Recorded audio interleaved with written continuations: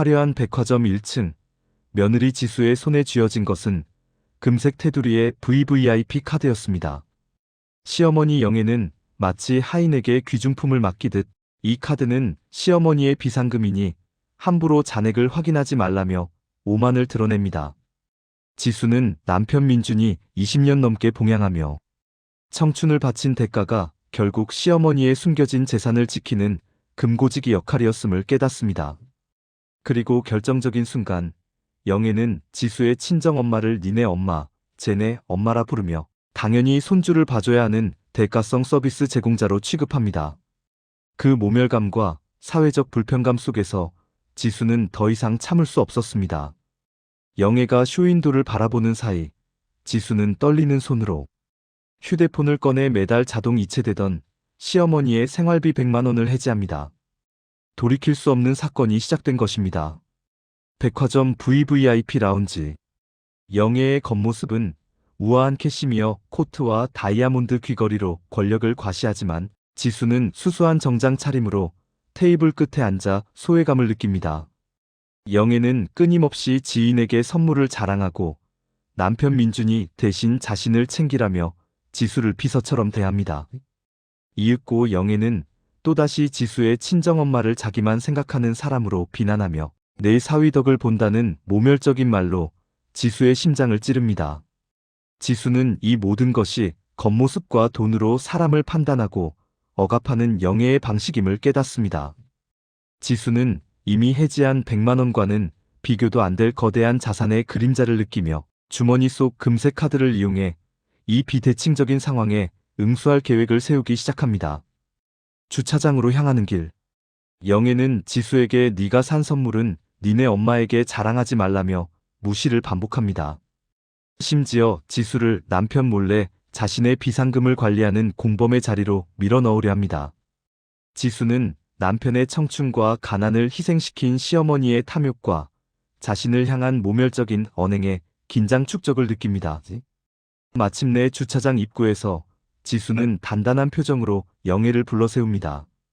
그녀의 눈빛에는 그동안 삭혀왔던 모든 감정이 뒤섞여 작은 균열을 일으킵니다.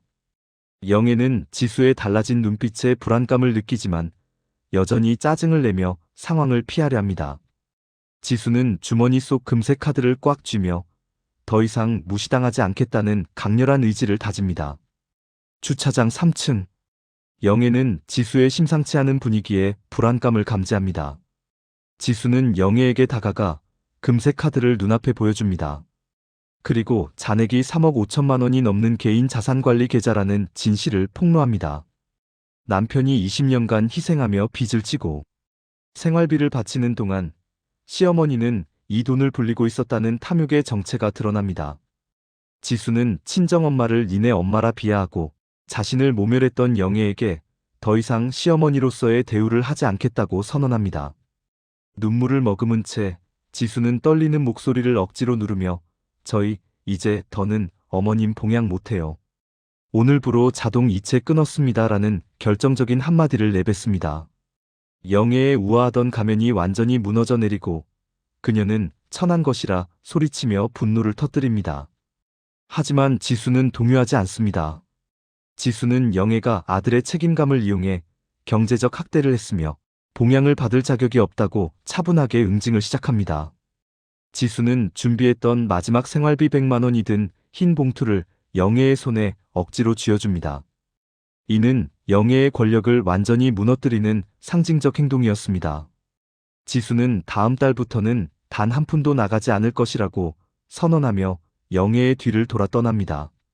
주차장이라는 공공의 자리에서 권력의 균형이 역전되고 영애가 아들의 희생 위에 쌓아올린 탐욕의 진실이 만천하에 드러난 순간이었습니다. 그날 저녁 집 거실. 남편 민주는 어머니에게서 전화를 받고 모든 상황을 전해 들은 후 깊은 실망감과 죄책감 속에 고개를 숙이고 있습니다. 민주는 어머니를 향한 변명을 늘어놓으려 하지만 지수는 단호하게 그를 막습니다. 지수는 민준이 어머니는 원래 그래라는 무관심 속에 자신과 친정엄마가 겪어야 했던 소외감과 모멸감을 직시하게 합니다. 민주는 어머니에게 돈을 돌려놓겠다며 성급한 해결책을 제시하지만 지수는 돈이 문제가 아니라 존중이 문제라고 일갈합니다.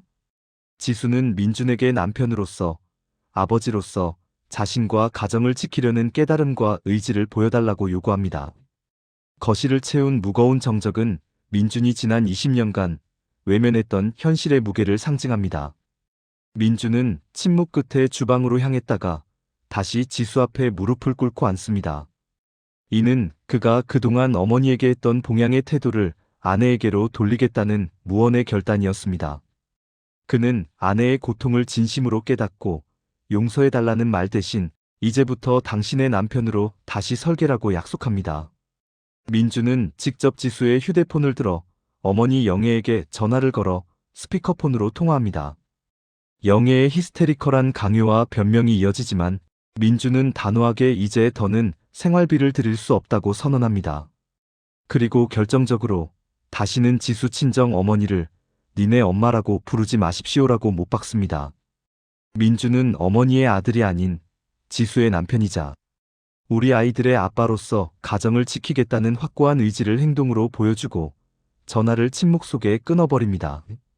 며칠 후 주말 아침, 지수와 민준, 두 아이는 작은 승합차를 타고 지수의 친정으로 향합니다. 차 안에는 음악 대신 아이들의 웃음소리가 잔잔하게 퍼져 있습니다.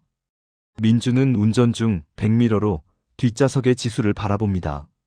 지수의 얼굴에는 긴장감 대신 햇살처럼 맑은 여운이 감돌고 있습니다. 두 사람은 말없이 손을 잡고 사랑과 존중을 확인합니다. 차가 마을 입구에 접어들자 민준은 오늘은 당신 어머니께 가서 내가 직접 김치를 얻어올 거야 라고 말합니다. 지수는 그 말에 20년간의 짐을 내려놓은 듯 해맑게 웃습니다.